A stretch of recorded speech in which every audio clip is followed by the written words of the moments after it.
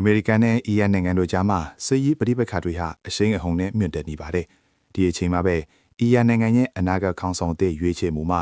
အမေရိကန်အနေနဲ့ပါဝင်ပတ်သက်ခွင့်ရှိတယ်လို့သမ္မတဒေါ်နယ်ထရမ့်ကပြတ်သားပြောဆိုလိုက်ပါတယ်။ပြီးခဲ့တဲ့ကြာသပတေးနေ့ကစိတ်ကြသတင်းဌာနနဲ့ပြုလုပ်ခဲ့တဲ့ဖုန်းအင်တာဗျူးမှာသမ္မတဒေါ်နယ်ထရမ့်ကအခုလိုပြောကြားခဲ့တာဖြစ်ပါတယ်။အီရန်နိုင်ငံကိုအနာဂတ်မှာဦးဆောင်မဲ့သူကိုရွေးချယ်တဲ့လုပ်ငန်းစဉ်မှာမိမိတို့အနေနဲ့ပါဝင်ပတ်သက်လို့တယ်လို့သူကဆိုပါတယ်။ဒါအပြင်ကွယ်လွန်သွားပြီဖြစ်တဲ့အီရန်အဓိပတိဟောင်းအာလီခါမေနီရဲ့သားမူတာဘာဟာခေါင်းဆောင်သစ်ဖြစ်လာဖို့မဖြစ်နိုင်ဘူးလို့လည်းသူကမှတ်ချက်ပေးခဲ့ပါတယ်။တစ်ဖက်မှာလည်းနိုင်ငံစစ်ရေးပဋိပက္ခဟာ6ရက်နေ့ကိုရောက်ရှိလာခဲ့ပြီဖြစ်ပါတယ်။အခြေအနေတွေဟာပုံမတင်မာလာပြီးအီရန်နိုင်ငံဘက်ကပင်လယ်ကွေ့နိုင်ငံအချို့ကိုတိုက်ခိုက်မှုတွေစတင်လာခဲ့ပါတယ်။ဘာဒိန်းနိုင်ငံကရေနံချက်စရုံတစ်ခုနဲ့အမေရိကန်တပ်ဖွဲ့တွေအခြေစိုက်တဲ့ကူဝိတ်နိုင်ငံက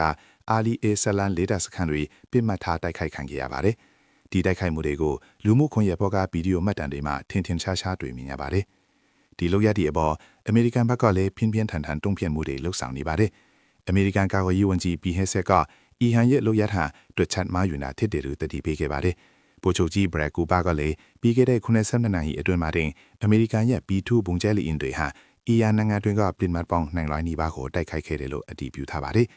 ဒီတိုက်ခိုက်မှုတွေထဲမှာမြေအောင်မှာနတ်ဆိုင်တည်ဆောင်ထားတဲ့ပဲ့ထိန်တုံးချီပစ်လွတ်စင်တွေပါဝင်ပါတယ်။ဒါအပြင်အီရန်ရဲ့အာကာသစစ်ဌာနချုပ်တွေလည်းပြစ်မှတ်ထားတိုက်ခိုက်ခံခဲ့ရတယ်လို့သိရပါတယ်။အခုလက်ရှိထိကွားနေတဲ့စစ်ပွဲတွေကြောင့်အီရန်နိုင်ငံမှာအနည်းဆုံးလူပေါင်း1230သေဆုံးခဲ့ပြီလို့အီရန်လက်ချမ်းနီအသင်းကထုတ်ပြန်ထားပါတယ်။အမေရိကန်ပြည်ထဲမှာတော့ဒီစစ်ပွဲကြောင့်ရေနံဈေးနှုန်းတွေမြင့်တက်လာမှာကိုပြည်သူအများစုကစိုးရိမ်နေကြကြောင်းစူးစီးတင်ဆက်ပေးလိုက်ရပါတယ်ခင်ဗျာ။